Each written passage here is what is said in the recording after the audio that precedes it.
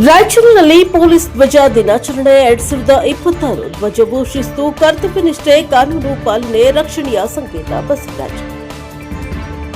Police ಇಲಾಖೆಯು ಗುರುವಾರ ರಾಯಚೂರು ನಗರದ ಪೊಲೀಸ್ ಕವಾಯತು ಮೈದಾನದಲ್ಲಿ ಪೊಲೀಸ್ ಧ್ವಜ ದಿನಾಚರಣೆ ಹಮ್ಮಿಕೊಂಡಿತ್ತು.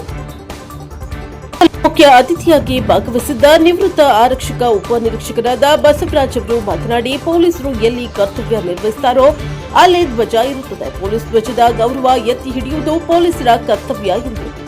ಇಂದು ಪೊಲೀಸ್ ಇಲಾಖೆಗೆ ಮಹತ್ವದ ದಿನವಾಗಿದ್ದು 1965ರ ಏಪ್ರಿಲ್ 2ರಂದು ಕರ್ನಾಟಕದಲ್ಲಿ ಪೊಲೀಸ್ ಪಡೆ ಅಧಿಕೃತವಾಗಿ ರಚನೆಯಾದ ನೆನಪಿಗಾಗಿ ಈ ದಿನವನ್ನು ಕರ್ನಾಟಕ ರಾಜ್ಯ ಎಲ್ಲಾ ಜಿಲ್ಲಾ ಕೇಂದ್ರದಲ್ಲಿ ಆಚರಣೆಯನ್ನ ಮಾಡುತ್ತಾ ಬಂದಿದೆ. ಈ ಧ್ವಜವು ಶಿಸ್ತು, ಕರ್ತವ್ಯ ನಿಷ್ಠೆ, ಕಾನೂನು ಪಾಲನೆ ಮತ್ತು ರಕ್ಷಣೆಯ ಸಂಕೇತವಾಗಿದೆ. ಸಮಾಜದಲ್ಲಿ ಸಾರ್ವಜನಿಕರು ಮತ್ತು ಪೊಲೀಸರ ನಡುವಿನ ಬಾಂಧವ್ಯವನ್ನು ಬೆಳೆಸಲು ಅತಿ ಮುಖ್ಯವಾಗಿದೆ. ಇದನ್ನು ಪ್ರತಿ ವರ್ಷ ಪೊಲೀಸ್ ಧ್ವಜ ಟಿಕೆಟ್ಗಳನ್ನು ಮಾರಾಟ ಮಾಡಿ ಅದರಿಂದ ಬರುವ ಹಣವನ್ನು ಪೊಲೀಸ್ ಕಲ್ಯಾಣ ನಿಧಿಗೆ ಜಮಾ ಮಾಡಲಾಗುತ್ತದೆ ಎಂದರು. ನಾನು 1987ರ ಫೆಬ್ರವರಿಯಲ್ಲಿ ಪೊಲೀಸ್ ಇಲಾಖೆಯಲ್ಲಿ ಪಿಸಿಎಸ್ಸಿ ಮತ್ತು ಎಎಸ್ಐ ಮತ್ತು ಪಿಎಸ್ಐ ಹುದ್ದೆಯಲ್ಲಿ ಹಲವು ಠಾಣೆಗಳಲ್ಲಿ ಕರ್ತವ್ಯ ನಿರ್ವಹಿಸಿ ದಿನಾಂಕ 28/2/2025ರಂದು ಸಿಂಧನೂರು ನಗರ ಪೊಲೀಸ್ ಠಾಣೆಯಿಂದ ನಿವೃತ್ತಿ ಹೊಂದಿರುತ್ತೇನೆ ಎಂದರು. ಬ್ಯೂರೋ ರಿಪೋರ್ಟ್ ಗಾರಂತನೆ ವೀರನಗೌಡ, ಪ್ರಶಾಪ್ ಅವರ್ ಟಿವಿ, ರಾಯಚೂರು. ಸುಲಭದ ಕೆಲಸವಲ್ಲ ಇದು. ದೂರದ ಬೆಟ್ಟ ಕಣ್ಣಿಗೆ ನುಣ್ಣಗೆ ಅಂದಾಗೆ ದೂರದಿಂದ ನೋಡಿದವರಿಗೆ ಚಂದ ಕಂಡರು. ಒಳಗಡೆ ಕಲ್ಲು ಮುಳ್ಳು ಇದ್ದ ಹಾಗೆ ಹಲವು ತೊಂದರೆಗಳು ಇರುತ್ತವೆ ಮತ್ತು ಬಿಸಿಲು, ಗಾಳಿ, ಮಳೆ, ಚಳಿ, ಧೂಳು ಎನ್ನದೆ ಎಲ್ಲಾ ಸಂದರ್ಭಗಳಲ್ಲೂ ಕರ್ತವ್ಯ ನಿರ್ವಹಿಸಬೇಕಾಗುತ್ತದೆ.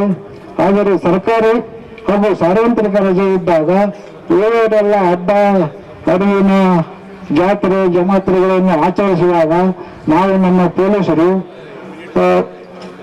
ಕುಟುಂಬವನ್ನು ತೊರೆದು ಮನೆ ಬಿಟ್ಟು ಕರ್ತವ್ಯ ನಿರ್ವಹಿಸುತ್ತೇವೆ.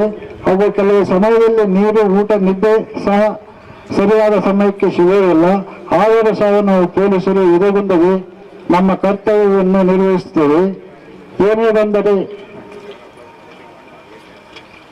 ನಾವು ಪೊಲೀಸರು ಹೇಗೊಂಡರೆ ಹುಲಿ ಸಿಂಹಗಳಂತೆ ಒಬ್ಬೊಬ್ಬರಾಗಿ ಒಂಟೊಂಟಿಯಾಗಿ ಸಾವಿರಾರು ಜನರ ಮಧ್ಯೆ ಯಾವುದೇ ಬಂದು ಗಲಾಟೆ, ಹೋರಾಟ ಸಂದರ್ಭಗಳು ಬಂದರೂ ಸಹ ಅಂಜದೆ ಪ್ರತಿಯೊಂದು ಸಮಯದಲ್ಲಿ ಚಾಕುಚಕ್ಯತೆಯಿಂದ ಕರ್ತವ್ಯ ನಿರ್ವಹಿಸುತ್ತೇವೆ.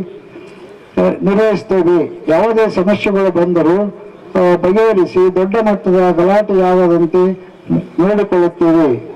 ನಿಜವಾದ ಹೀರೋ ಎಂದರೆ ನಮ್ಮ ಪೊಲೀಸರು. ಯಾಕೆಂದರೆ ಅದು ನಿಜವಾಗಿ ಎಲ್ಲ ಯಾವುದೇ ಸಂದರ್ಭ ಇರಲಿ, ಯಾವುದೇ ಸಂತೋಷ ಕ್ಷಣಗಳಿರಲಿ, ದುಃಖದ ಕ್ಷಣಗಳಿರಲಿ, ಎಲ್ಲದಕ್ಕೂ ಸ್ಪಂದಿಸಿ ನಾವು ಎಲ್ಲ ಅದರಲ್ಲಿ ಕರ್ತವ್ಯ ನಿರ್ವಹಿಸ್ತೇವೆ. ಅದೇ ರೀತಿ ಈ ಇತ್ತೀಚೆಗೆ ನಮ್ಮ ಪೊಲೀಸ್ ಕೆಲಸ ಬಹಳ